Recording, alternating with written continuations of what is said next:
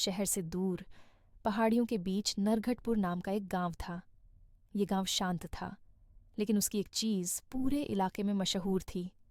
गांव के बाहर खड़ी नीली हवेली, जिसके बारे में सब कहते थे कि वहाँ एक चुड़ैल रहती है। लोग उसे नीली चुड़ैल कहते थे, क्योंकि हवेली के ऊपर एक अजीब नीली रोशनी हर रात चमकती थी।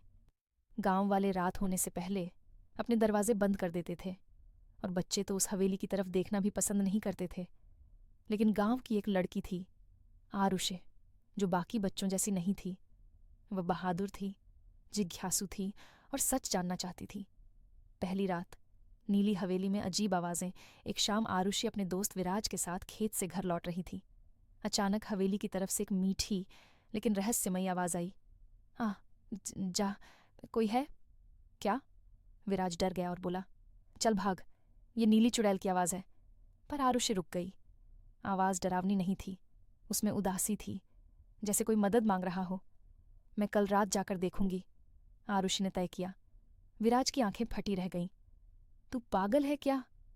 पर आरुषि का इरादा पक्का था। दूसरी रात, हवेली का पहला रहस्य। अगली रात, जब चांद बादलों में छुपा हुआ था, आरुषि अकेली हवेली की ओर चली। पुराने दरवाजे को हल्के से धक्का दिया तो वह कर्र कर्र की आवाज़ के साथ खुल गया। हॉल में धूल उड़ रही थी, पर अंदर कोई डरावनी चीज़ नहीं थी। बस दीवारों पर पुरानी पेंटिंग्स, टूटी मेज़ें और एक बहुत बड़ी नीली क्रिस्टल वाली चाबी पड़ी थी। उसी समय फिर वही आवाज़ आई। कृपया मेरी मदद करो, आरुषि ने हिम्मत करके पूछा। तुम कौन हो? आवाज़ बोली। मैं चुड़ैल नहीं, इस हवेली की रक्षक हूँ। कोई मुझे फंसा गया है। आरुषि ने पूछा, कहाँ फंसा है तुम? आवाज़ बोली, नीचे तहखाने में, लेकिन चाबी उठाना मत, वो जादुई है। तुम्हें पहले असली चाबी ढूंढनी होगी। आरुषि हैरान थी। किसी ने उसे रुकने को कहा, डराने को नहीं। वह घर चली गई, लेकिन सच जानने का इरादा और मजबूत हो गया।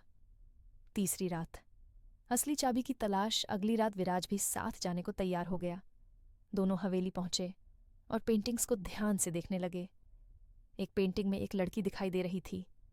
उसकी आंखों में वही नीली चमक थी जो हवेली के ऊपर दिखाई देती थी। आरुषि ने कहा, यह वही आवाज़ वाली लड़की है, लेकिन यह चुड़ैल नहीं लगती। पेंटिंग के पीछे उन्हें एक छोटी पुरानी चाबी मिली। विराज बोला, यही असली चाबी होगी। जैसे ही उन्होंने चाबी उठाई, हवेली के ऊपर की नीली रोशनी तेज हो गई। चौथी रात, हवेली का तहखाना। दोनों दोस्त नीचे तहखाने में उतरे। सीढ़ियों के अंत में एक बड़ा दरवाज़ा था। चाबी उसी में फिट हो गई। दरवाज़ा खुलते ही अंदर एक जादुई नीला गोला हवा में तैर रहा था। गोले से आवाज़ आई, तुमने सही चाबी चुनी। जो लोग मुझे फंसाकर चले गए,